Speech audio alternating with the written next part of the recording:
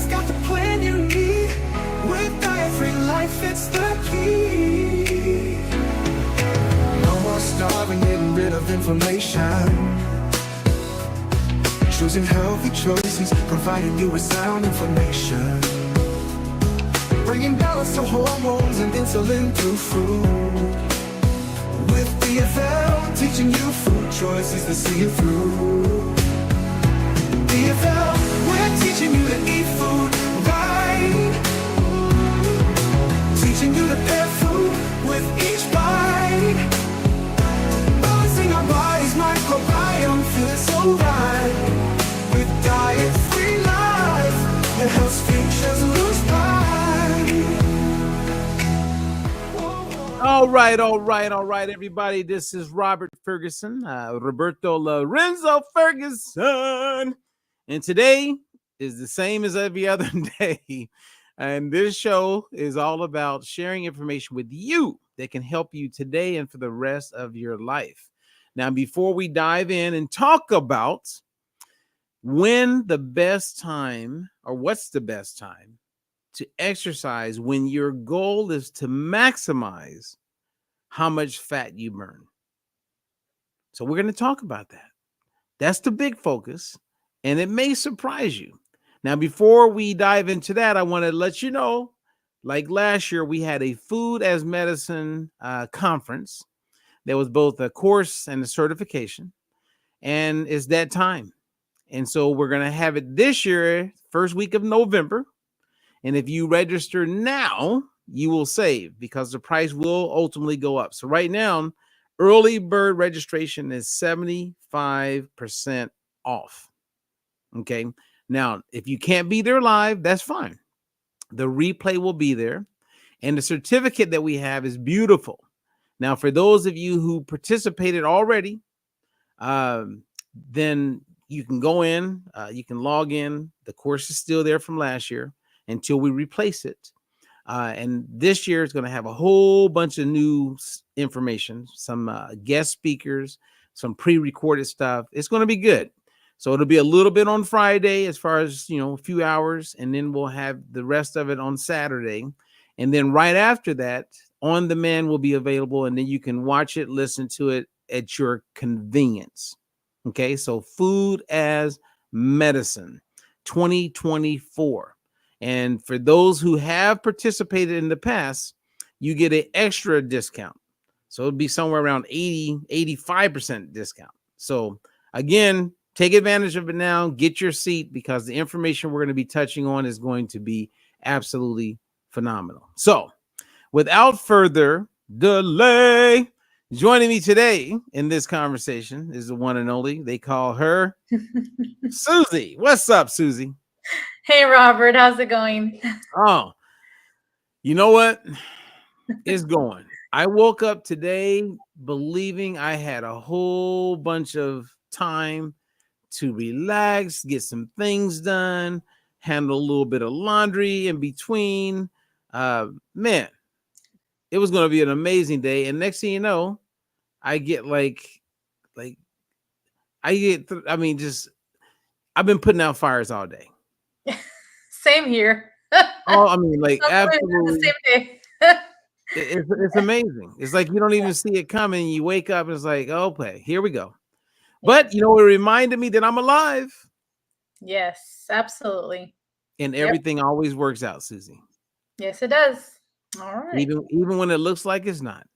Yes. Now before we dive in, just real quick, what's new with you? Your contact information is there so people can reach out to you if they want a free consultation, they want to learn more about Susie. But what's new with Susie Lopez?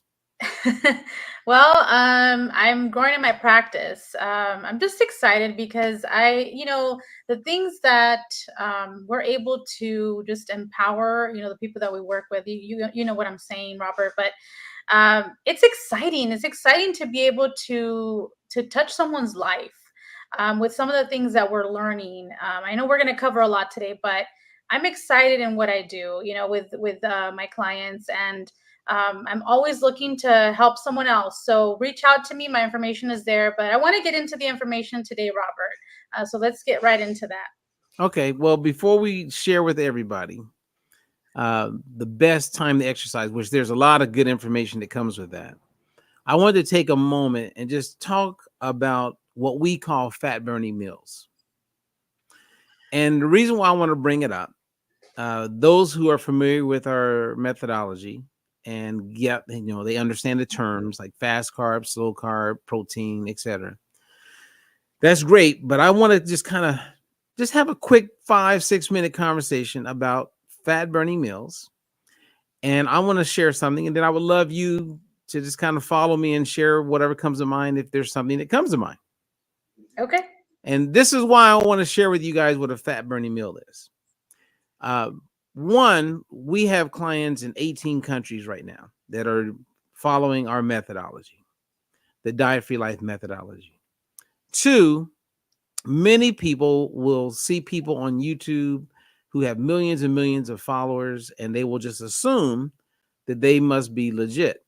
And so recently, I've had about a little over 20 clients go to a very, very famous doctor named Dr. Fang, who's a big proponent on intermittent fasting.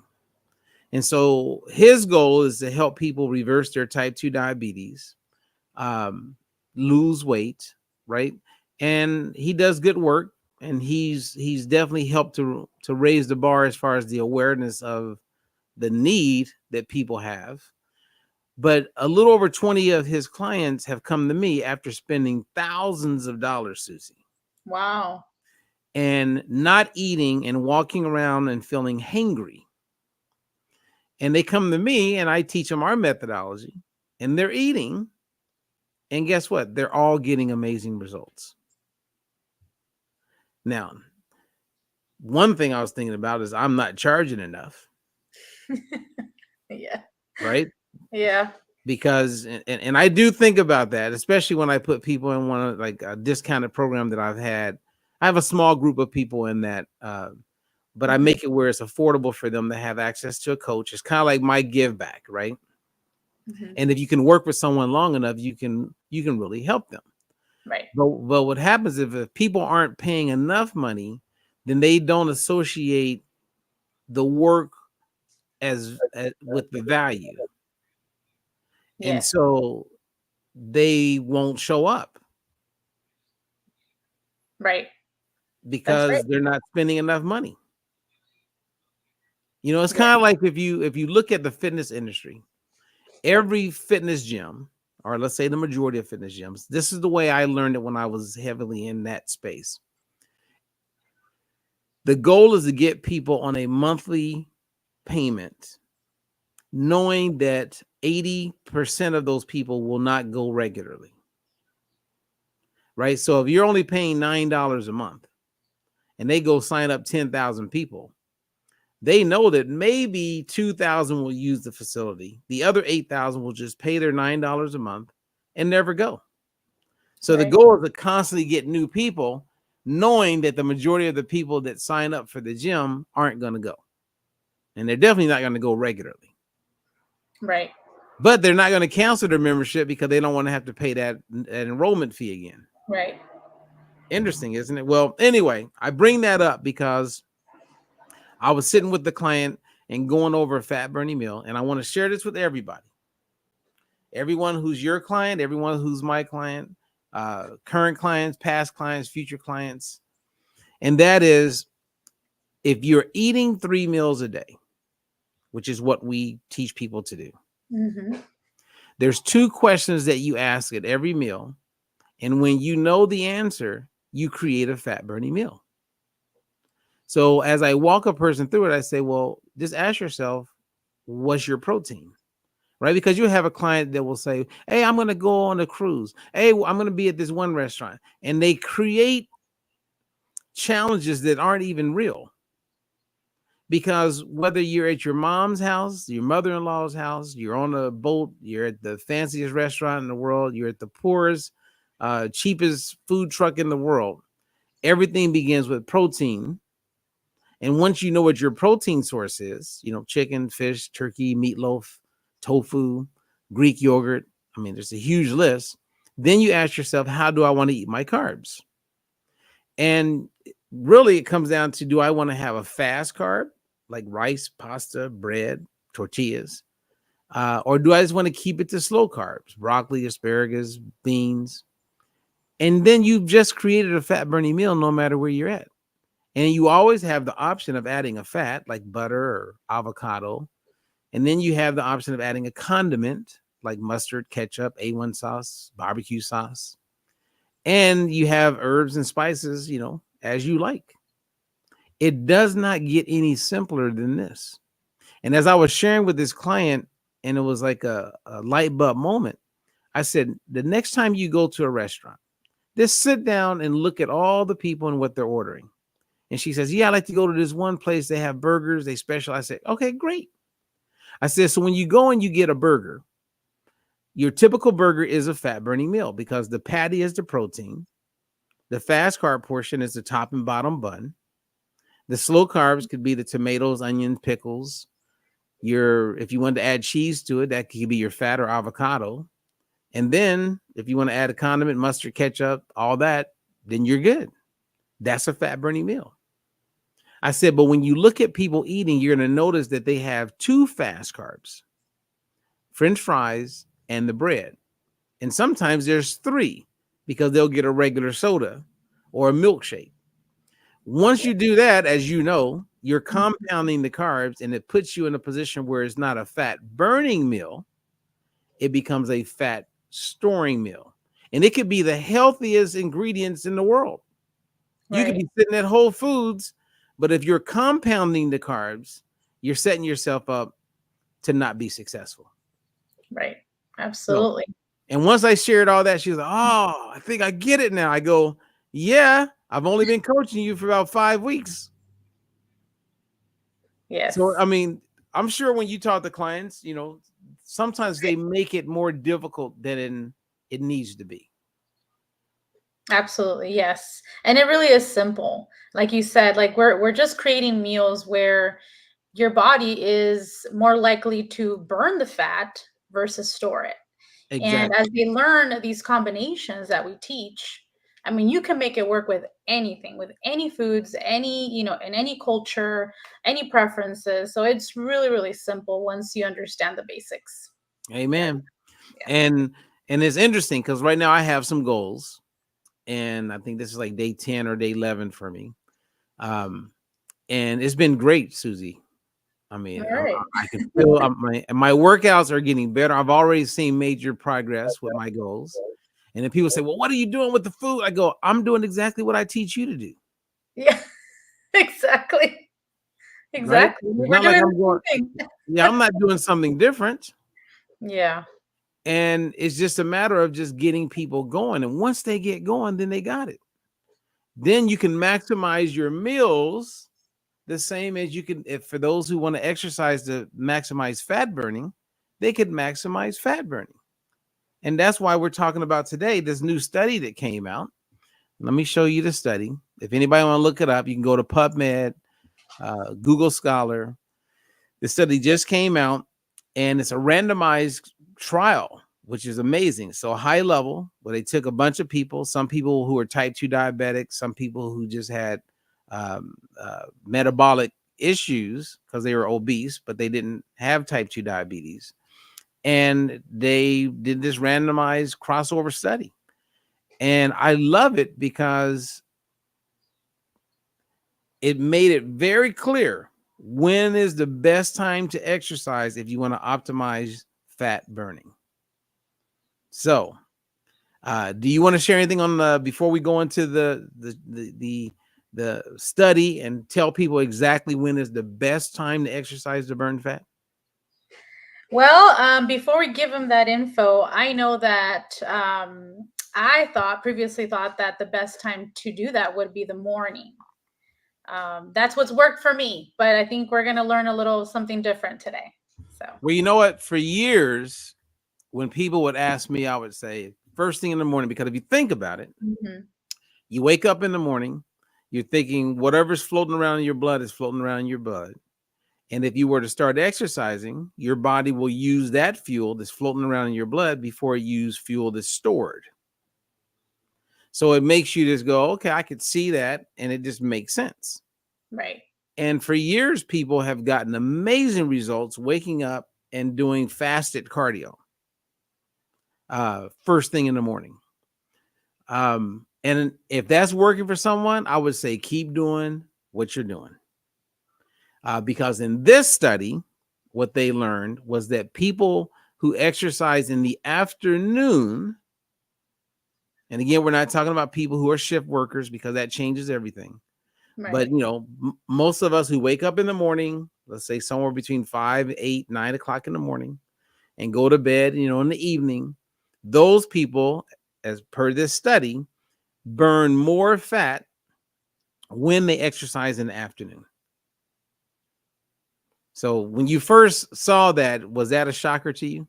It was a little bit. Again, it was going against what I, thought was the most ideal to burn some body fat. But I think this study is saying differently, right? Based on them looking at a group of people with metabolic syndrome. I don't know if you want to go over that a little bit, Robert, like what metabolic syndrome is. Well, you go ahead and share. Okay. Yeah, what's up, Tracy? We got Tracy from Florida saying hi. Tracy, you got to get on it, girl. She's one of my clients. She wanted to disappear on me. It's like I need to start charging my clients quadruple. They'll show up. And Tracy's great. She's a great client. She's a great person. She's a coach in training. So, but anyway, yeah, talk about what is metabolic syndrome. Okay. So metabolic syndrome, it's classified with if you have some of these things going on, then you have metabolic syndrome. So the first one would be increased waist circumference or belly fat. The next one would be high triglycerides. The next one is elevated blood pressure, high blood sugar, and a low HDL, or what people sometimes refer to as the good cholesterol.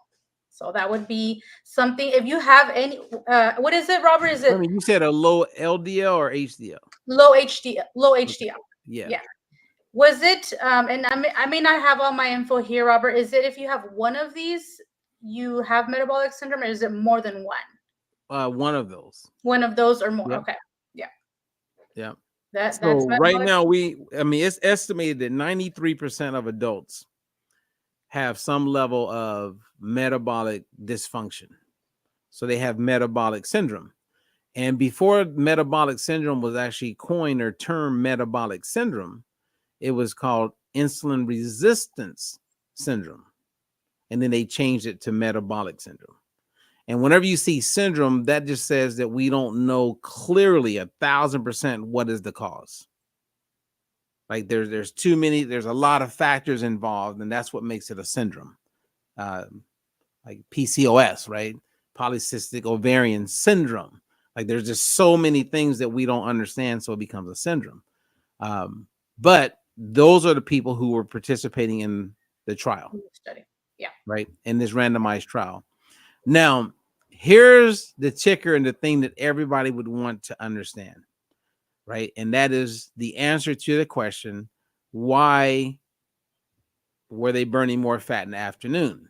And the study suggests or demonstrates that throughout the day, they had the lowest level of insulin circulating in their body, the hormone insulin, in the afternoon compared to the morning. Because in the morning, whether you're eating or not, insulin is usually a little more elevated in the morning compared to other times. And then it's triggered primarily based on food throughout the day. So low levels of insulin, which you and I both know, is where we want to get our clients. Right. And when you have low levels of insulin, you're less likely to crave. You're less likely to have a whole bunch of other challenges. Your energy levels tend to be better or much elevated. So low levels of insulin is where we put the focus, where the majority of the country in the world is putting the focus on sugar levels. Like, what is your sugar levels like in the body? Where we're like, no, the focus really needs to be on insulin, because if you get the insulin under control, that means you automatically have the glucose or the sugar in your blood under control. Right. So in the morning, like you and I were talking before we started this, when you wake up in the morning and let's say you did nothing but just sit there, 10 minutes goes by. You stand up, you walk into the kitchen, look out the window, sit down and do nothing. And 20 minutes later, if you had tested your blood sugar before you got out of bed and within 10 minutes of getting out of bed, and then 20 minutes later, you'll notice your blood sugar levels are elevated. They'll actually go up without you eating anything.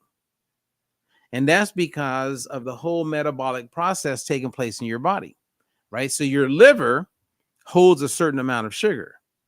Mm-hmm. And when your sugar levels get low in your body, then your liver wakes up and says, hey, we need sugar. And so that communication is taking place between the liver and glucagon, which is a hormone that is kind of like if there was a Batman and Robin, well, that's not a good example.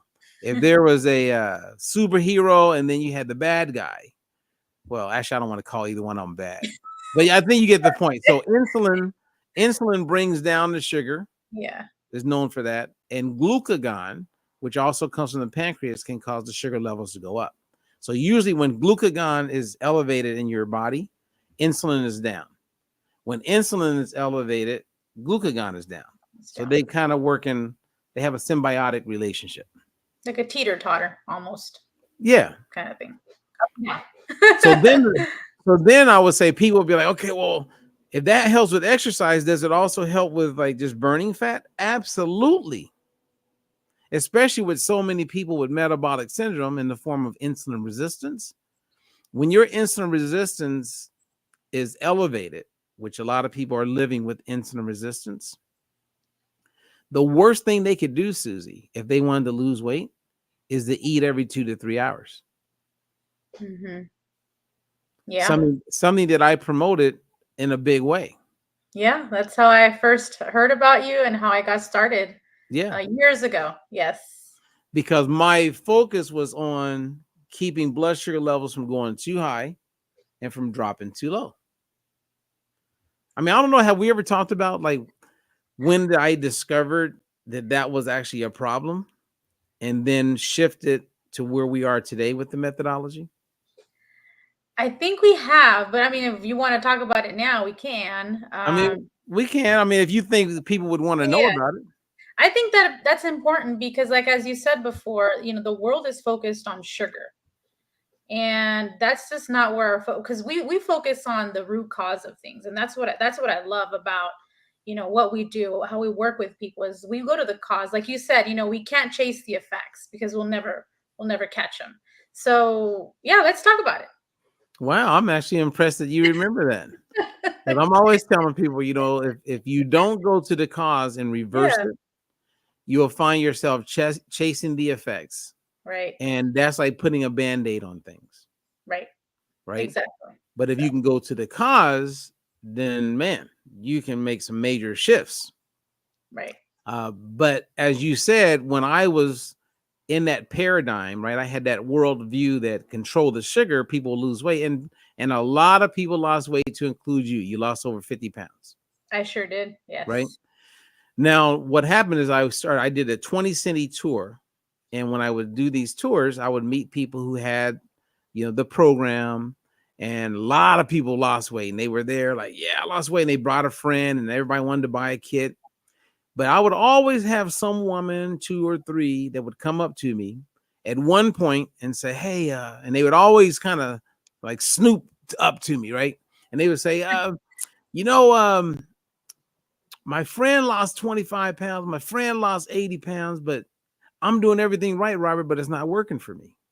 And the first time I heard that, I just assumed they were just talking out the side of their neck. And I thought they were lying. Right? I just go, they're not following the program. But then I went to the next city, did the tour, it happened again. Then I went to the next city, it happened again. And I had this light bulb moment where I went, oh my goodness, I got to look into this. And when I looked into it, I remember I came across 3 studies on insulin. Jenny Craig had paid for one of them. And then there was these 2 others. And you never heard about it from Jenny Craig because it conflicted with what they were selling. Mm. even though they put the money up for the study. But it demonstrated that depending on your level of insulin resistance or not, eating a certain way would be necessary for to help you lose the weight. So, for instance, let's say you had a woman who's 5'5", 122 pounds, and she just wants to drop 4 pounds. And she says, Robert, I'm trying to lose this 4 pounds forever, and the weight's just not coming off. She's probably eating protein and slow carbs, almost like a low carb approach. And Mhm. that's why she's not losing the weight. She would actually do better based on these studies if she brought in some rice or some pasta or a potato. And the challenge with those kind of people is that they're afraid to eat those things because they believe that the fast carbs like rice, pasta, tortillas, bread is why they're not losing the weight. So they're avoiding it. But that's exactly what they need in order to lose the weight. And then you had the people who are watching their calories, but they're eating fast carbs where because of their level of insulin resistance, they would do better to stick to protein and slow carbs. I mean, Yes. and so that got my attention. And I'll never forget, that was 2010. Actually, it was the end of 2009 when I first discovered this, 2010. And I knew I needed to better understand it. And so I went down these rabbit holes about insulin, and I had to raise my hand and say, hey, I made a mistake. Because what I really believe, Susie, is if you kept eating every 2 to 3 hours, yes, you would lose the weight because you're not over consuming. But every time you eat, you're triggering insulin. And Yes. eventually, that insulin is going to stay elevated. It's going to put a lot of stress on your cells. You're going to become insulin resistant, and you're going to say, I'm eating every 2 to 3 hours. Why am I gaining weight? Because you Yes. now have insulin resistance. And that's the story behind the madness. Right. Yeah, that's how I understood it too. Once we made that shift in how we coach people. I understood it every time you're eating, whether it's a snack, whether you're snacking, you're drinking a beverage, a meal, you're triggering insulin. Insulin has to come and do the job that it needs to do. And so triggering insulin consistently throughout the day for someone who has insulin resistance is not a good idea. So yeah, it No. makes total sense. Yeah. And then when you look at the macronutrients, right? Of course, if you eat, let's say, a potato, or let's say you eat rice, any type of fast carb, you're going to get more insulin secreted than if you ate steak or piece of fish or a piece of chicken, right? So, and then if it's ultra processed, like chips, or all the many things that people can eat, then you're going to have even more insulin secreted.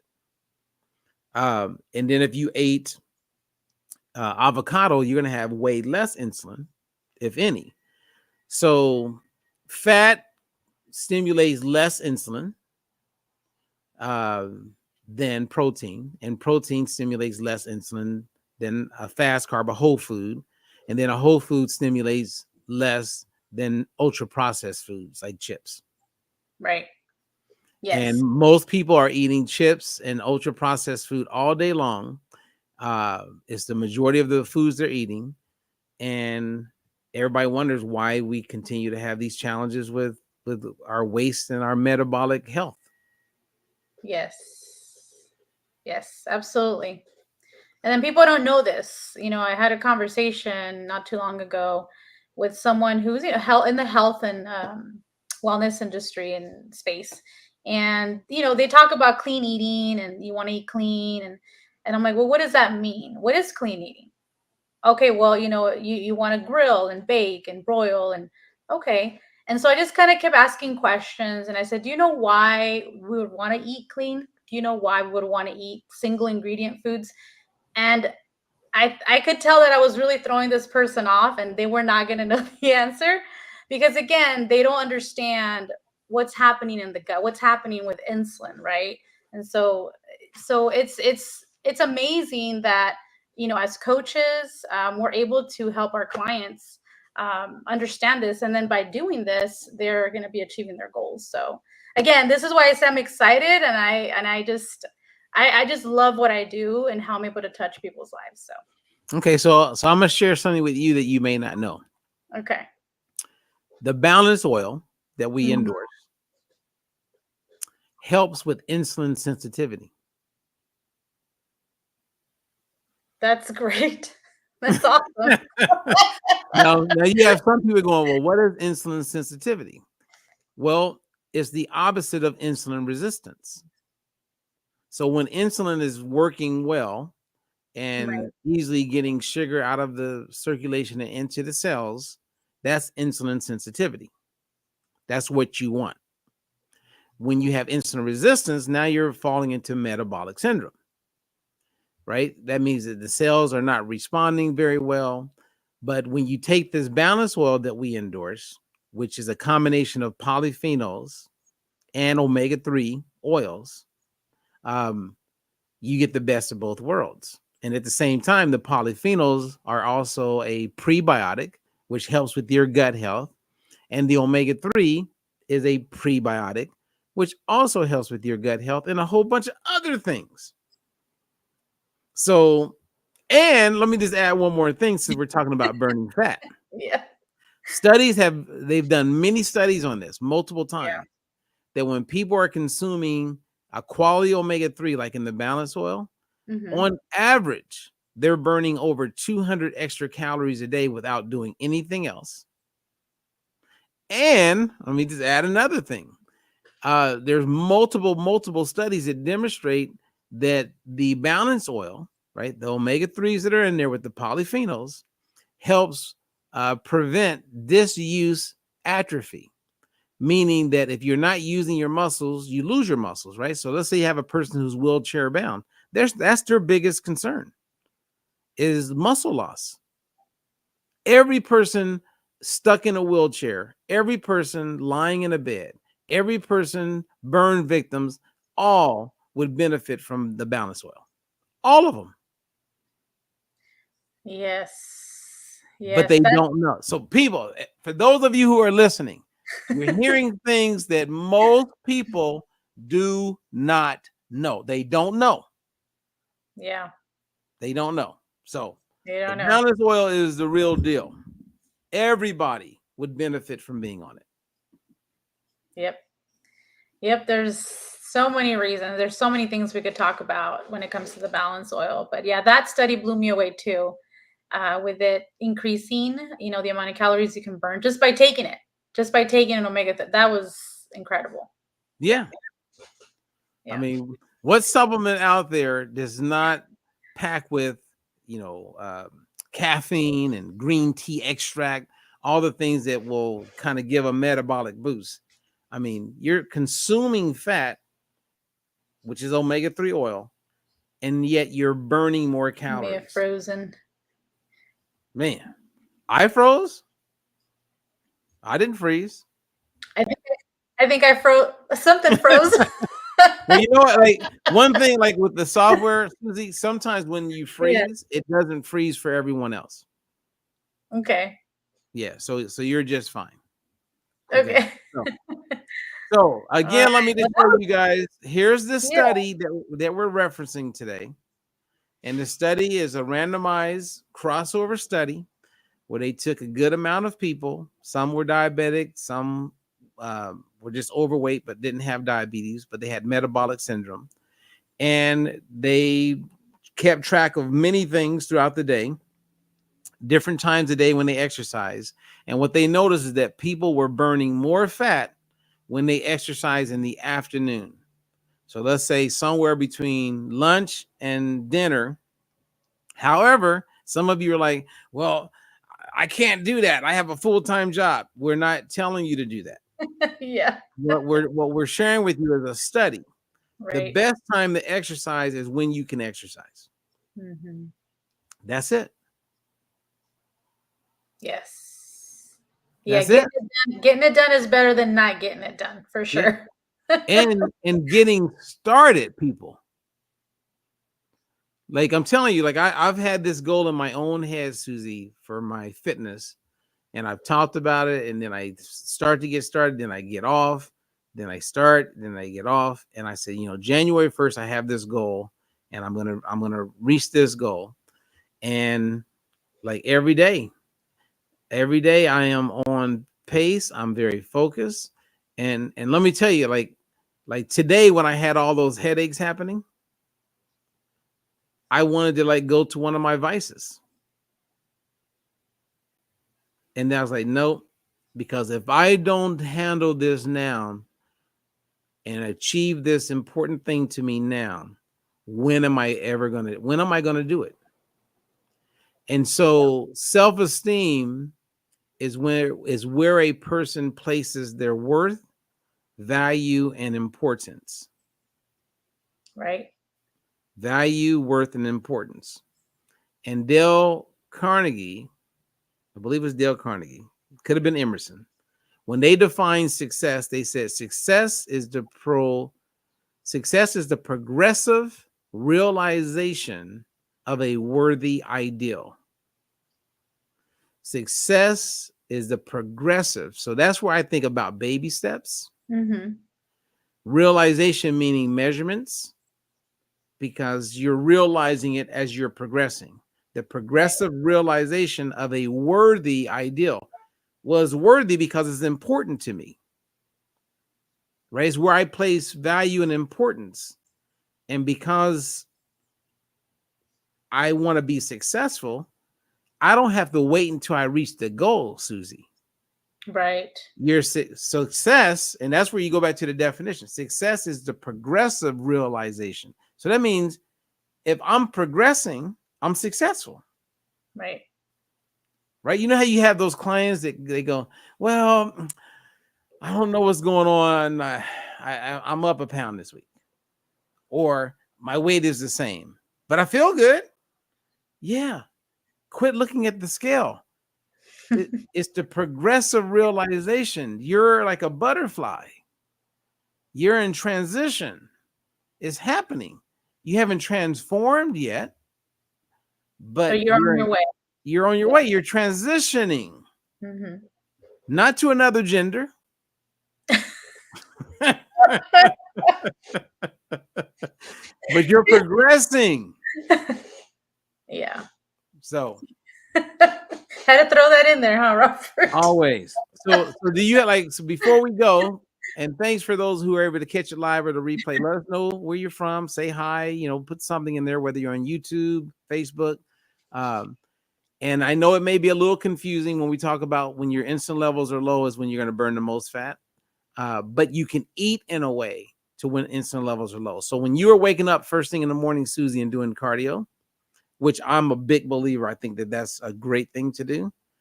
Mm-hmm. Your insulin levels are going to be much lower than usually if you were to do it after eating a meal. Right? So wake up in the morning, you haven't really eaten. If you can do fasted cardio or do a kickboxing class or hit the weights, go for it. Because the best time is when you can do it. Yes. Amen to that. And I think the take home is just helping people realize, well, I got to learn a little bit more about this insulin thing. Yeah. Absolutely. Because that's where it all is going to end up. You know how everybody's talking about sugar. Before that, everybody was talking about calories. There's always something being talked about. Yes. Then it's the ingredients. Now there's insulin resistance. Now you got microplastics that are endocrine disruptors that are creating havoc in our bodies, and we don't even realize it. I mean, there's so much going on that we're at a place where it is to our benefit to become informed so we can navigate around it. Yes. As best as possible. Yes. Well, think about all the people who want to be healthier and they go to the grocery store and they are buying what is healthy based on what the product says. That the product says, 20% more protein. Oh, let's get that. Or you see the healthy stamp on it from the American Heart Association, which somebody had to pay some serious money to get that stamp. and they're encouraging people to consume seed oils that is one of the things that cause insulin resistance. That's the power of somebody working with you or working with me. Right. Otherwise, they're just guessing and guessing, and we don't want you guys guessing, because when you have clarity, you have confidence. Yes, absolutely. So, all right, last words before we say goodbye, Susie. Well, I mean, I think this was great, Robert. I think again, we just, we're constantly trying to keep the people informed. So this was one of those. Was another study that did that, at least for me. So thank you for bringing this to my attention, and thank you for having me on here today. So that's all I All really right, got. you guys. Well, thank everybody for listening in, and thank you, Susie. and I would say, so how would you define the take home when it comes to like when is the best time to exercise and why? As far as if your goal is to burn fat. So if your goal is to burn fat, then according to this study, it would be the afternoon. That would be the best time based on eating at different times, right? You know what I mean? Like it's important that we set it up and explain to people, like, because then everybody thinks they got to stop what they're doing and only exercise in the afternoon. Right. We are not saying that. Right. That is the ideal scenario to maximize, fat burning for someone who has metabolic syndrome, which we talked about earlier.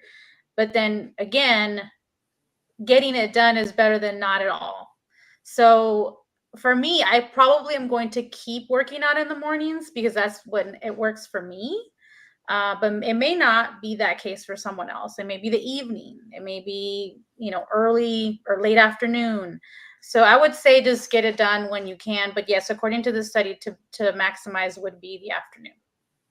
Wow. As you were just sharing that, I was thinking about my days in the Marine Corps.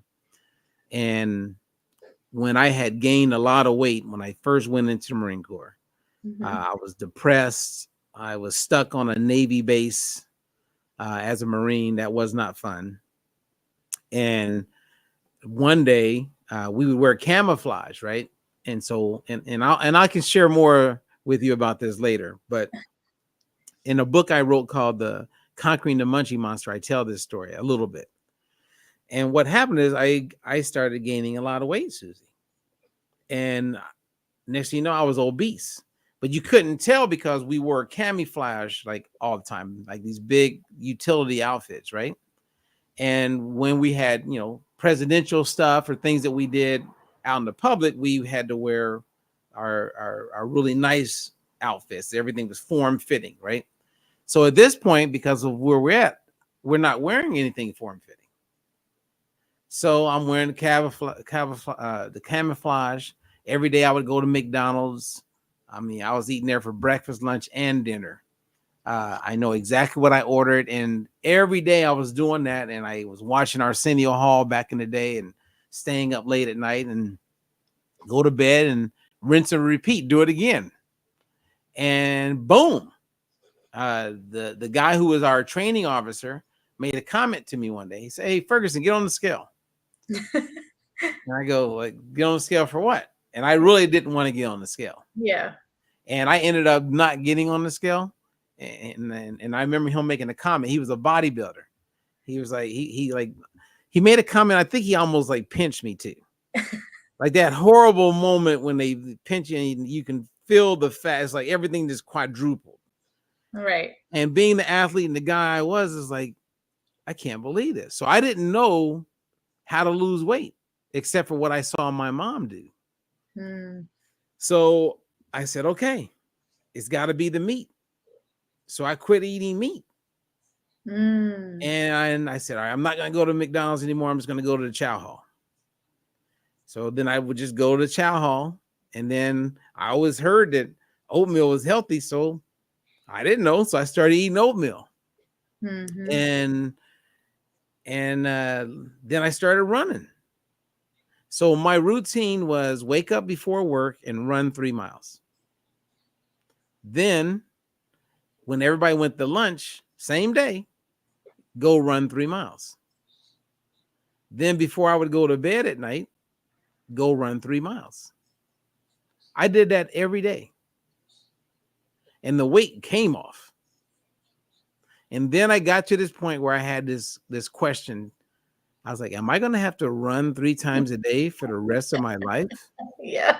And I remember like that moment, and this bodybuilder guy, that saying, he was like, well, you need to hit the weights. And because I had asked him a couple questions, and he goes, you got to hit the weights and just get your calories under control.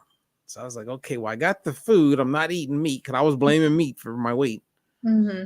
And I was like, okay, well, let me figure that out. And I didn't want to lift weights back then. I was just, I think I was thinking like most women, when you think you're going to get big and bulky, and that's not what I wanted. I wasn't going after that. I was trying to get lean, and this guy was big and, bulky.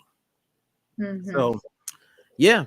So I'm going to stop there because I could go on, but that's when it all started, because I ended up becoming a vegan because I didn't know anything about nutrition, and I thought meat was the bad guy. And it wasn't. But I was ignorant. I didn't know. I was a young 18, 19-year-old kid who woke up one day and realized he had gained some weight. And before anybody could figure it out, I needed to get the weight off, because you could get kicked out of the military if you gain too much weight. Right. And I just started running. Like, it was really run, Forrest, run.